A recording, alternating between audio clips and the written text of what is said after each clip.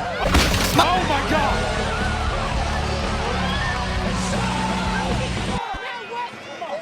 Good evening, good morning, good night, you lovelies. It is the one, the only Cappy D Barra. This is my third upload for the day. Check me out, check us out. Rockin', we rockin'. Okay, we are going to be talking about Smackdown, October 24, 2025. I'm going to do something very interesting though. Very interesting.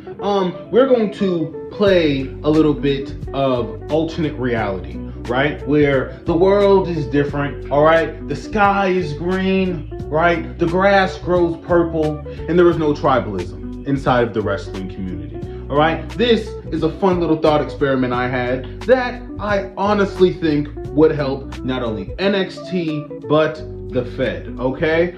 Roll the clip.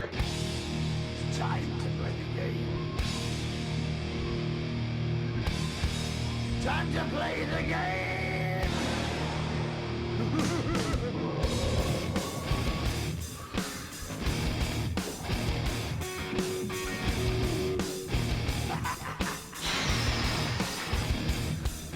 It's all about the game, and how you play it, all about control, and if you can take it. Alrighty, everybody settle down, I know you have a lot of questions. We don't call a lot of surprise meetings here in the WWF Federation. But we have experienced a little bit of bloat on our NXT and a little bit of understaffment on our main card, so we're gonna do a little bit of a switcheroony. Shout out to Book. Book's gonna like that joke. It's a really funny joke. We're also going to be shipping off a couple of guys facing the runoff from this NXT draft to AEW. My good friend Tony Khan, he's gonna pick up a couple of these guys for me, and I couldn't be more thankful. Couldn't be more thankful for him helping out us in this time of need. Really helped, especially with the holiday season coming up. First person coming up from NXT. Long time coming. He's a hard worker. He's kept his nose to the ground. He deserves it. All right, someone who's been in NXT for, if you ask me, way too long. He's more than deserving of this. Javon Evans is going to be on Raw for the foreseeable future. We have Trick Williams going to SmackDown.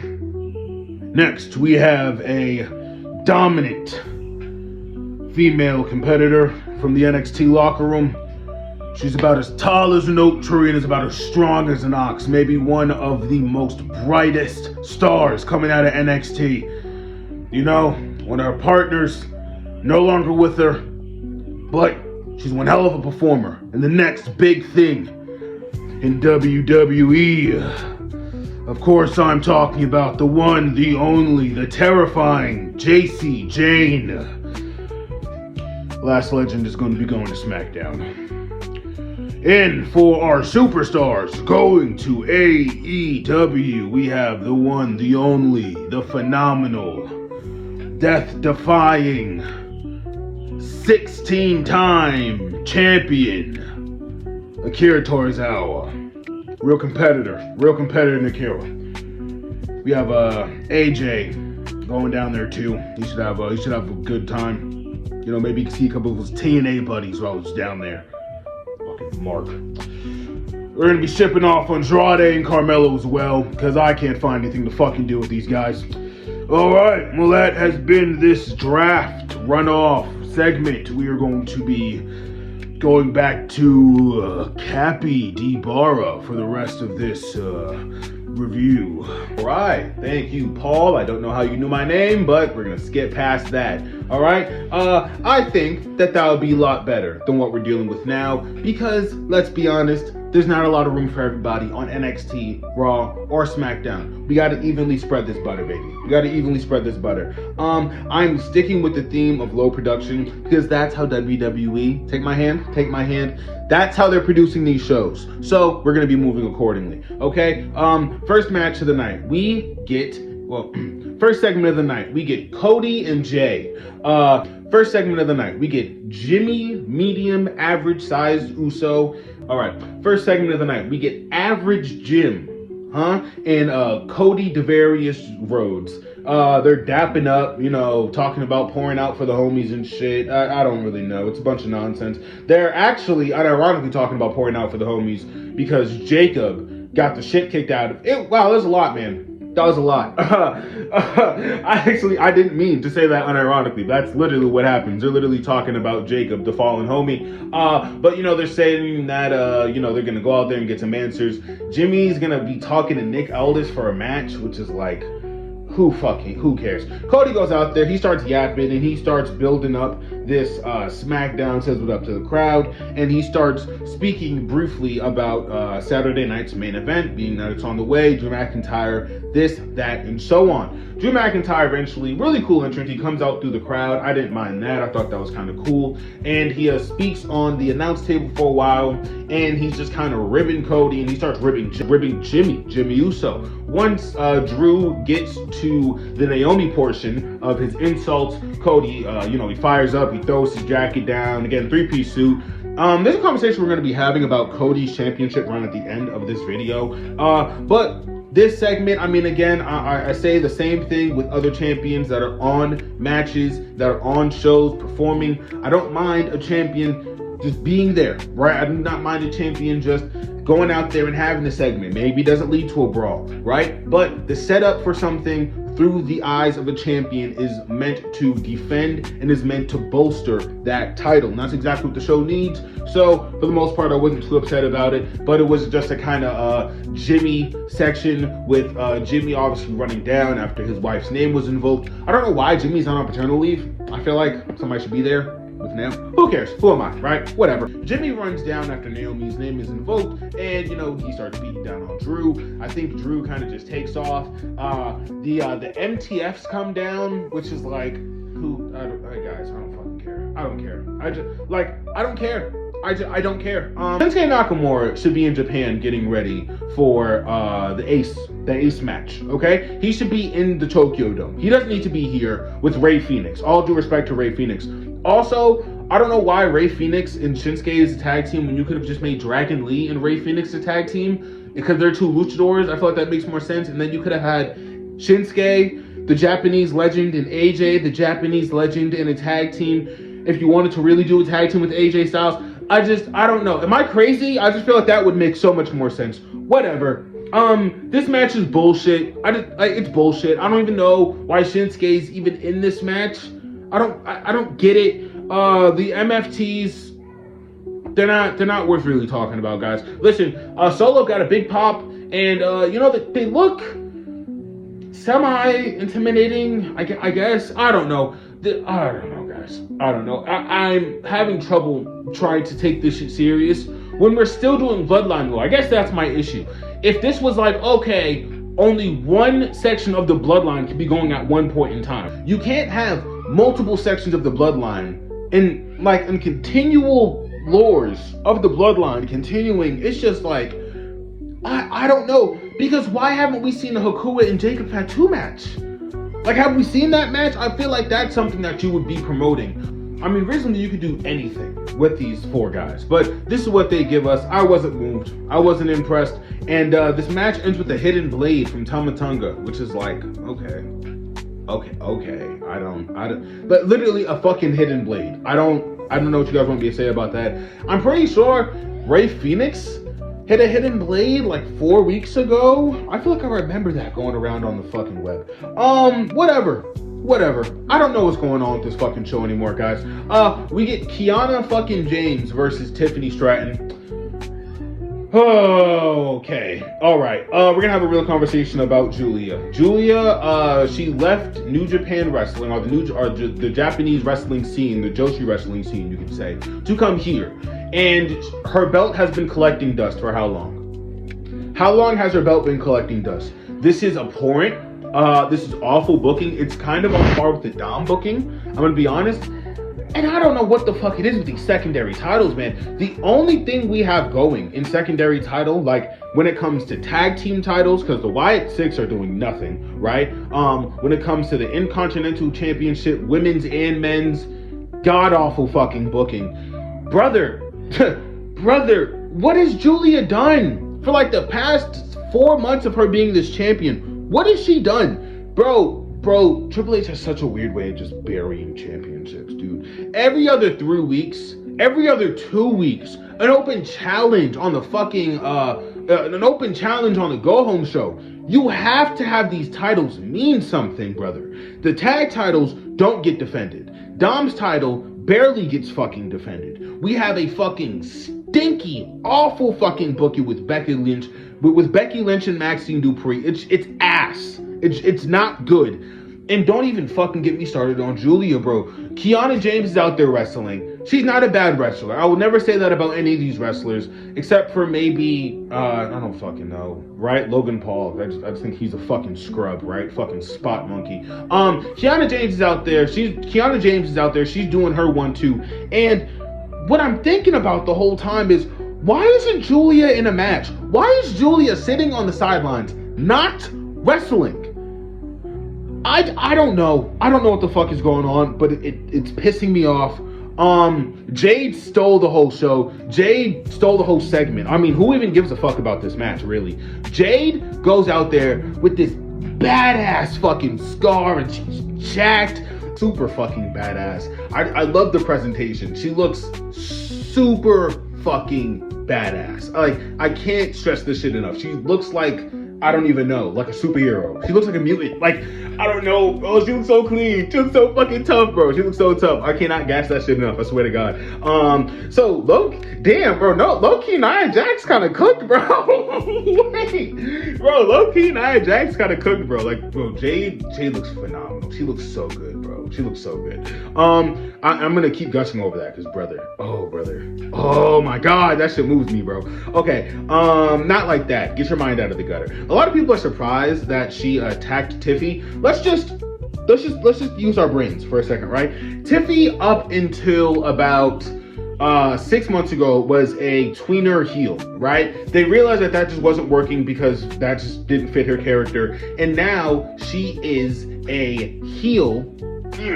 And now she is a face who acts like a heel and who's super rude and snarky to people, but she has a catchy catchphrase and the crowd pops for her when her music hits. So she's like billed as a face. Okay. There's a lot of people are surprised that Jade did this. I'm going to paint a very clear picture for you guys, right? If Jade goes into this as a heel, what does she come out of this with? A championship, most likely, right? If she goes in there as a face, what does she come out here with? Exactly what she came out of SummerSlam with. Not a zilch, not a motherfucking thing. Do you understand what I'm trying to say? It's a simple matter of calculation. Jade has to be this. They're not going to boo her. A lot of people aren't going to boo her. I'm not going to fucking boo her. Jade is clearly the face in this situation. Tiffy has been acting like a heel for 10 months out of the fucking calendar year. But all of a sudden, she's a face because Jade attacked her. What? No, Jade is clearly the face in this situation. She's so obviously the fucking face in this situation. She can go out there like Naomi and cut these little heel promos and blase. Listen. Everyone adored Naomi, okay? And now everyone is going to adore Jade because she's an amazing fucking performer. She's a very good wrestler. She's a good wrestler. Listen, all of the marks online who say that Jade and, MJF or Mox can't wrestle, you go put on a fucking 45-minute match with scripted spots in front of about 3,000 to 60,000 people. You do it then. You know what I mean? It's just, I don't know. I don't like kicking anybody's back in. It just feels weird. Again, unless it's Logan Paul. Fuck you, Logan Paul. I don't really know why everyone's so surprised by this, but the IWC is kind of stupid sometimes. So, there's that. Or just maybe Fed fans. Could just be Fed fans. Those are two distinct different groups of the wrestling community, by the way. I do not mean to coagulate both of them into the same kind of box. But, it happens. Next match, we get Aleister Black, okay, versus the one, the only, Ilya Dragunov. There's a really cool segment between Sammy and Ilya. Between Sammy and Ilya. I didn't hate it. It was nice. It was mention of John Cena's open challenge lineage that Austin Theory ended up taking the cake for, so maybe a little bit of a dog walk into what we might get for Austin Theory and the no names. Who knows? I'm looking forward to whatever the fuck we can get with Sami Zayn, also in the future, because I'm a big fan of Sami. What can I say? He's an old school wrestler. He was around for NXT Black and Gold. I'm NXT Black and Gold mark. So anything him, Sami, or motherfucker even Adam Rose puts on, I'm gonna be there for it. What can I say? Aleister Black and Zelina Vega go out there, and poor Aleister Black, man, he goes out there and all anybody's talking about is how he's acting and how this is the exact one-to-one ripoff of the one, the only Karrion Kross. I said it earlier in a couple of videos like this month, but to cut somebody who literally was printing out money like Karrion Kross was, it just wasn't wise. It wasn't wise, man. You could have put him on commentary. You could have made him anything. You could have made him a manager. Like, there's so many avenues for Karrion, man. And you guys didn't want to do that simply because he wasn't a Paul guy, you know? He wasn't a part of the boy club. And, you know, now they're paying for it because all anybody sees when they see Aleister Black is a ripoff Karrion Kross, which is unfortunate because Aleister Black is a hooper, certified hooper. It's a really good match. Really good match. It was a nice match. It was a very nice match that he has with Ela. I just thought the ending was a little shit. I don't really think that these two have a bunch of amazing chemistry between one another. Damian Priest comes out with an entire fucking Maybelline kit on his right eye, and I'm supposed to believe that, you know, Zelina Vega or whoever the fuck did the fireball, I don't care, I don't remember, is supposed to have scarred Damian Priest to where now he looks like Zuko, which is like, okay, cool. We're continuing this feud between Damian and Aleister Black. I don't give a fuck. I don't know if any of you care, but I don't give a fuck. And we're probably just gonna get another street rules, no holds barred match with the trash can and some kendo sticks. I could give less of a fuck. Okay, let's move on. Also, where's R-Truth? Because R-Truth and Aleister Black, they had a segment 6 weeks ago. And it was a kind of like alternate personality thing. The crowd popped for it and everyone was really excited online. But that was probably Aleister Black going a little bit off script. R-Truth going a little bit off script. And Triple H probably fucking hated that. Or Road Dogg, that bald fuck. All right, let's see. Next on the card. All right, last match of the night. We get Jimmy Uso against Drew McIntyre. Okay, shout out C-Jax. I can't stop thinking about Punk. He does it a lot better than I do. Jay is not around, obviously, because he's a terrible brother. And Jimmy Uso wrestles for all of Samoa. I wish I was joking. He literally goes out there and he wrestles like a fucking man with rent due. I would like to think in kayfabe this is because of Naomi, but who knows? Who fucking knows? I didn't hate this. It was a little bit more even 50-50 than I wanted it to be because Drew McIntyre is the Drew McIntyre, a guy who is supposed to be going over at Cody sometime this week if the booking does anything correct. And oh god, I just thought about it. They're probably gonna reuse that WrestlePalooza finish that they didn't use with Randy for the fucking oh my god, I just thought about that. If any of you remember, the dirt sheets came out, I don't know if this is verified or not, with Randy Orton costing Cody Devarius Rhodes the WWE Championship at WrestlePalooza, right? This Saturday night's main event, I'm just thinking about it. Was Randy Orton going to come out and cost Cody the championship after they seen the reception to WrestlePalooza? Wow. That mind fucked me. That just mind fucked me. Okay, yeah, but Jimmy goes toe-to-toe and pretty evenly with Drew McIntyre. Don't love that. Thinking about that, like fleshing it out a little bit during the video. Not really too in love with that, but it is what it is, right? Cody Rhodes and eventually comes out after Drew obviously picks up the win. He starts torturing Jimmy Uso. I didn't hate that. That was kind of fun. Cody comes down, and he starts doing the whole, get off of him.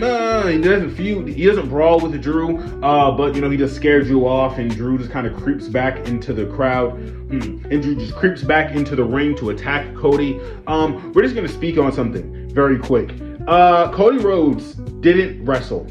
He didn't wrestle tonight. Last time Cody Rhodes wrestled was the pay-per-view, I believe. I am going to say this once and one time only. I respect all of these wrestlers, and I know that it is not their fault that the booking is the way it is. I think for Hangman Adam Page and for Jonathan Moxley, even after his world championship belt, to be on every single fucking taping, wrestling, cutting promos, putting somebody over or fucking endorsing some other fucking guy going out there for a match. I can't wrap my head around how they have not stopped moving physically since All In. Hangman and Mox have not physically stopped moving and doing things within the company, within kayfabe, since All In. And Cody has taken like a month, and Cody has taken like 4 months off in total when it comes to wrestling. And he just pops up with a 3-piece suit, threatening everybody. Listen, I don't know if you can read the room, Cody. We all want Drew to go over. Everyone wants Drew to go over because Drew deserves it. Because your championship run, Cody, unfortunately, it has not been properly booked. Okay? Hangman goes out there. He gets the crowd hot. He tells amazing fucking stories with his character in line of his character. He doesn't have to go off script like, he notoriously did with Punk. He can just go out there and speak and orate and control, and then the bell rings. Listen, it's a different ball game. Honestly, I'm gonna be a little transparent. I did that skit at the beginning of the video to imagine a world where Hangman can just peacefully call up Cody Rhodes and be like, hey man, how's being the champion going? What are your thoughts on being a champion? Any advice you can give me? Any questions you want to ask? Like little things, man. I feel like there are so many other universes where everything isn't so fucking restrictive, and I just know Cody can do more because we've seen him do more. That clip of him turning heel on Kenny Omega has gone viral. It's gone viral most in part to Cody Rhodes being able to deliver, but he hasn't been able to deliver, and for that reason, Drew needs to go over on Saturday Night Main Event. I didn't like this. SmackDown. The SmackDown was poor. Kiana James and Eli Dragunov, they try to save it. they try to save it, but didn't work. It didn't work. Cody also is not moving anybody as a champion. He has a good amount of charisma where, again, he can perform, but what he's being given is just not interesting. It's not interesting. And if he goes over, we would have fully ran the gauntlet except for Jade. Oh man. And if he goes over on Drew, it's just most likely that he's gonna be going over on Jacob, or Jacob might go over on him, but might not be clean. A lot to think about, guys. A lot to think about. I may be uploading a 4th video sometime today, so keep your eyes open for that. This has been my Smackdown rant review. It feels more like a rant. I didn't really enjoy this Smackdown for October 24th, 2025. Our Halloween's right around the corner, so comment some of your costumes, right? Let's have a little fun. This has been your boy, Cappy D. Barra, all right? As I always say, y'all stay tuned, y'all stay safe, y'all stay beautiful. Peace.